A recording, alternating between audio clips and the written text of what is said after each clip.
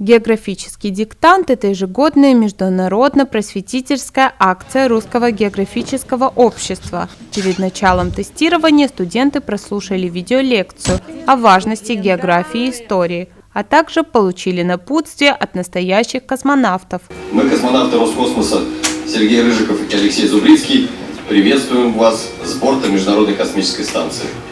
Каждый год мы вместе с миллионами людей на Земле с удовольствием участвуем в этой акции. Для нас географический диктант – это особенное событие. Он позволяет нам, находясь далеко от дома, снова почувствовать связь с нашей необъятной Родиной. Берег Маклая и еще десятки имен исследователей Русского географического общества на карте мира. В их честь названы ледники, острова и города. Диктант в Абхазии традиционно собирает от 200 до 500 человек. В этом году участие в нем примут только 2 факультета АГУ, чтобы сделать мероприятие более камерным. Задания разделены на 2 блока, и на каждый вопрос участникам дается всего 20 секунд. Первый блок включает 10 вопросов, а второй уже 30.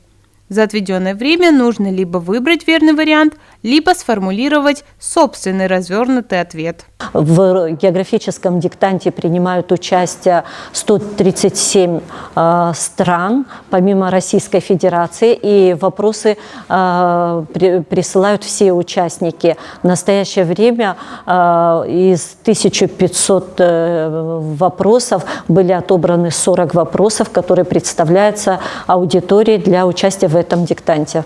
Мы не готовимся дополнительно к этому диктанту, потому что вопросы нам присылают накануне за 2-3 дня. Мы сами еще дополнительно проверяем эти анкеты. Каждая анкета дается с зашифрованным кодом. Это мы выставляем на страничку Русского географического общества. Как отмечает Инга Таня, большинство вопросов легкие для наших студентов. Нужно лишь поразмышлять. В этом году в диктанте принимают участие 1-й и 2-й курс направления туризм, а также 1-й, 2-й и 3-й курс направления география. Мы узнали у студентов, которые 2-й год участвуют в диктанте, об их впечатлениях. Я пишу географический диктант не 1-й год, это уже мой 2-й год написания этого диктанта, и действительно я восхищаюсь тому, насколько Русское географическое общество позволяет и раскрывает потенциал своих каких-то ресурсов, возможностей, каких-то интересных открытий и действительно прививает любовь к изучению и любовь к географии. И в этом году отличается по сравнению с прошлым годом тесты, то есть вопросы, касаемо больше затрагиваться Великой Отечественной войны, там битва за Кавказ, но все равно переплетаются с географией. Сами студенты рассказывают, что в этом году затрагиваются различные направления истории и географии человечества. Один из участников географического диктанта, Смел Шулумба, поделился надеждой, что в этом году он сможет занять одно из призовых мест. В целом я не сильно готовился, но вопросы были схожи с учебными какими-то планами, также и в студенческой учебе касаемо были эти вопросы. И в целом в жизни какие-либо фильмы, статьи в интернете также могли иметь об этом информацию, поэтому в целом мне было знакомы некоторые вопросы. В целом методика очень простая, легкая, доступна для студентов.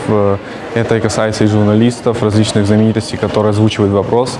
Они озвучивают четко, ты вслушиваешься и также легко понимаешь. И в целом от этого времени, естественно, достаточно, и человек успеет, я думаю, ответить. Сами преподаватели заинтересованы высокими результатами студентов, поэтому поощряют их памятными подарками и сертификатами за участие в конкурсе. Результаты победителей этого года будут известны в середине декабря. Также географическое общество Абхазии планирует к концу учебного года провести абхазский географический диктант. Алиса Адлиба, Инала Гухава, Абаза ТВ.